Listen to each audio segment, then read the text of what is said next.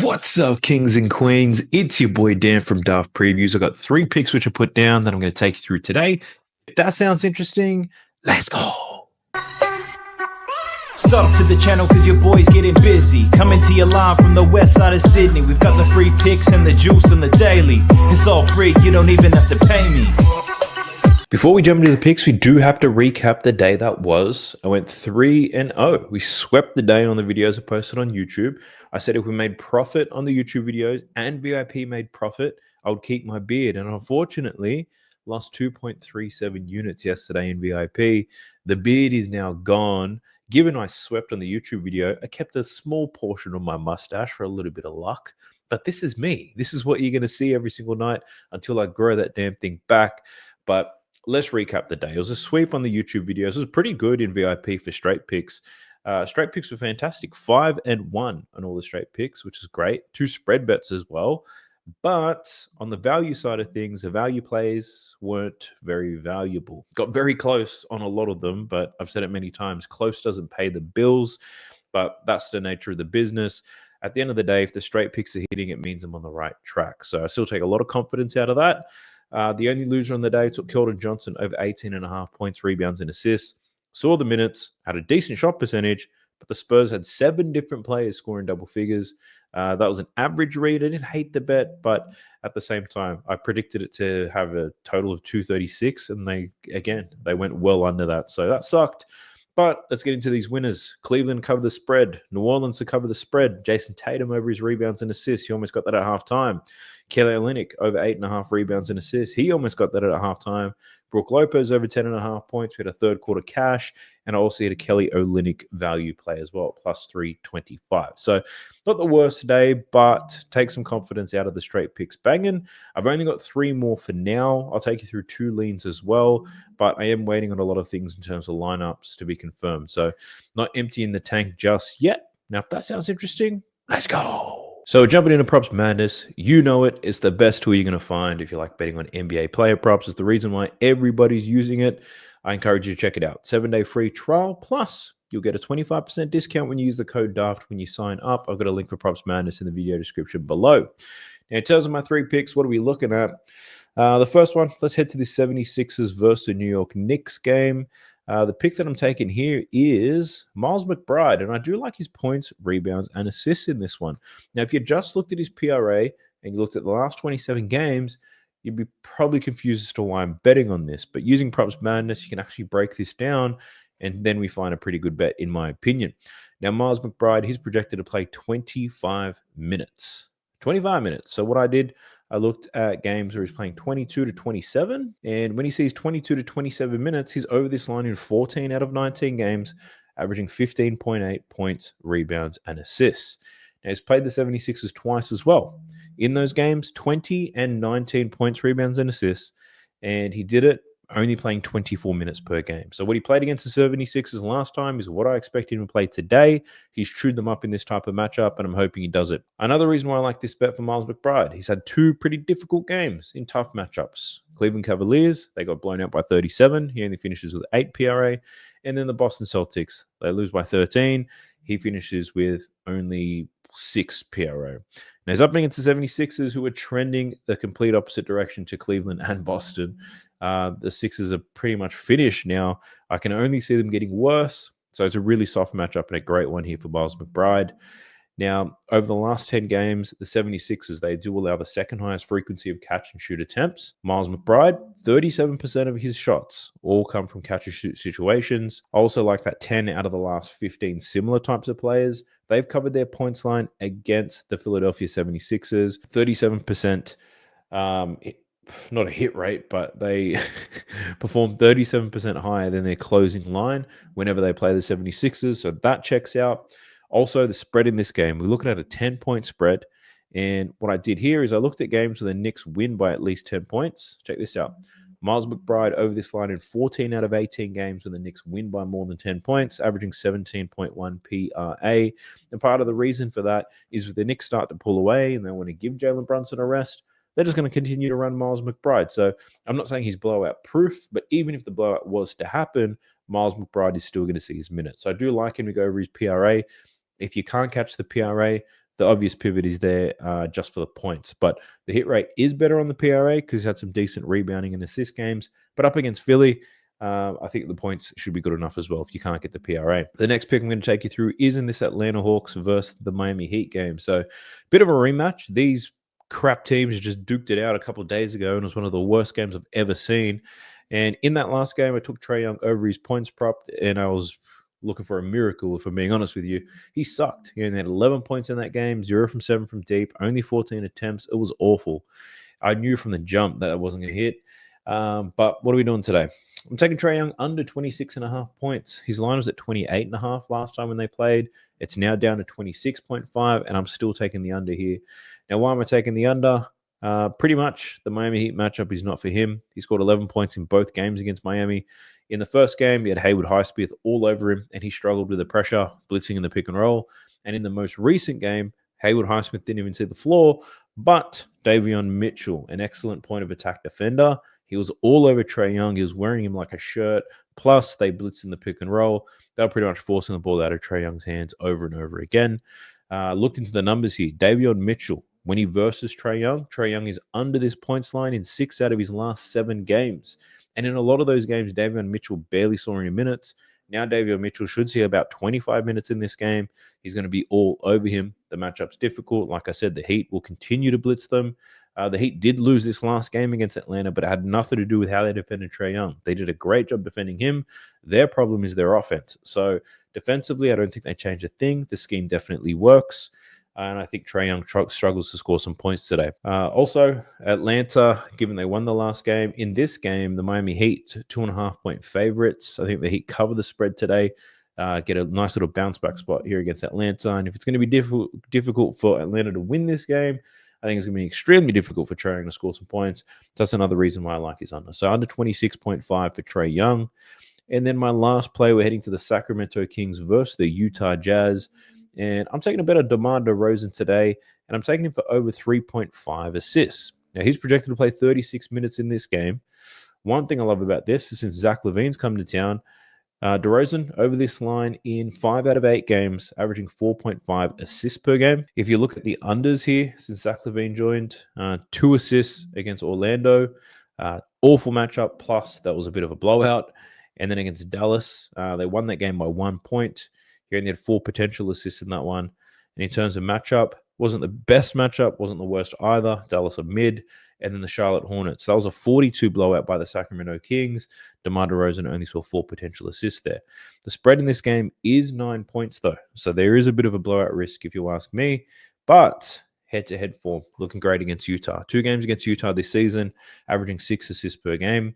He had 8 assists in 34 minutes. And then in the blowout win, where they won by 44, and DeMar only played 29 minutes, he still managed to collect 4 assists with 6 potentials. So the matchup here is a fantastic one for DeMar DeRozan.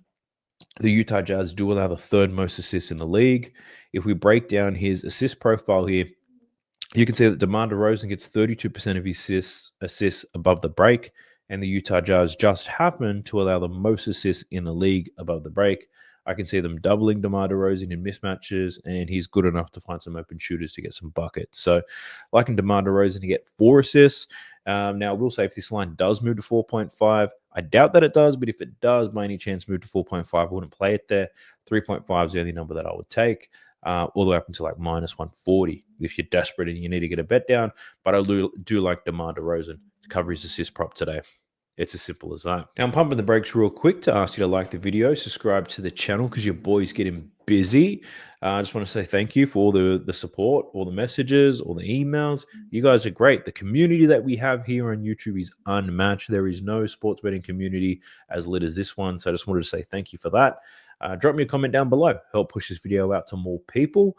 Also, if you've been tailing my DFS Pickem videos that I'm putting out for fun, not going to have one for this slate of games. What I've actually noticed is if I upload 2 videos in the same night, neither of them get the views that I expect to. It actually reduces my total number of views. So I've got to figure out a different alternative and how I share that type of content. That might be something I do on a live stream, perhaps. Just do a live stream and just cook at the same time whilst I talk to you guys. Maybe you guys can give me some good bets. I think that'd be a fun way to do it. Probably won't do it in this particular slate of games. Don't want to stay up too late but that's definitely one idea that I do have. But anyway, let's get into the leans. I've got two leans, two picks that I almost threw some money down on. Actually, there's three. Not going to lie to you, there's three. I'll take you through all three of those suckers, and if you do like them, you can choose to tell. If you don't, it's all good. Enough about that. Let's go. All right, leans. What did I have for you? The first one we're going to look at is the Thunder versus the Nets, and I was looking at it under for Shai Gilgeous-Alexander, looking at under 41.5 points, rebounds, and assists. Now, he's projected to play 36 minutes, but I highly doubt that he does. The spread in this game is 17 points, so OKC extremely likely to blow these guys out. And I had a look here. In games where OKC win by more than 15 points, and Chet Holmgren's in the lineup with Jalen Williams and Isaiah Hartenstein. We can see here it's only been 2 games, but SGA only played 31 minutes in these games, averaging 32.5 PRA. For remove Hartenstein, still 32 minutes. Pretty much when they're blowing teams out, SGA is only playing 31 minutes. So the projection of 36, I'm not going to buy into. At 31 minutes, I think the under is a really great look. So I looked at games where he plays 28 to 33 minutes, if he's only going to play 31. And when he plays 28 to 33 minutes, SGA under this line in 11 out of 17 games, averaging 40.2 points, rebounds, and assists. So I think there might be a small edge there. And as you saw earlier, when they're at full strength, there's only been 2 games where they've blown them out. He only had like 33 PRAs on average. He did play the Nets once this season, and he had 40 PRA in that game in 29 minutes, and that was a blowout. The OKC Thunder won that game by 26 points. But the one thing I need to call out here, Jalen Williams, Chet Holmgren, and Isaiah Hartenstein, none of those guys played in that game. They all should be in this game. Shai's been doing some heavy lifting as of late. I think this could be a game where he takes it easy. Now, the only reason I didn't take this bet is what if my thought process around the blowout is wrong? And the Nets don't blow them out. If SGA plays 36 minutes, he's going to murder the Nets. He's going to get a ton of points, ton of assists, rebounds, you name it. He's going to do it all. So I was thinking if the blowout's not going to happen, then I don't think I want any part of it. But that was the only risk that I foresee in this game. And if I'm pretty much betting on SGA unders because I think there's going to be a blowout, wouldn't it be best if I just took OKC to cover the spread? Like, then I don't have to worry about player performance. That's just one other idea that I had. Great one. The next one I looked at was Kelly Oubre. And Kelly Oubre, I want to take his over in rebounds. The line's at 5.5, but I don't like the odds that I'm getting. So I was going to take an alternate line at 7 rebounds. Now, Kelly Oubre Jr., projected to play 36 minutes in this game. No Embiid in this one. Maxi's there. So we'll do with Maxi, no Embiid, with Paul George. Projected to play 36. So we're going to look at games where he plays 33 to 39 minutes. And when he plays 33 to 39 minutes with no Embiid, with Maxi and Paul George, he's over this line in 6 out of 7 games, averaging 9.3 rebounds. So absolutely killing this line when this lineup looks like this.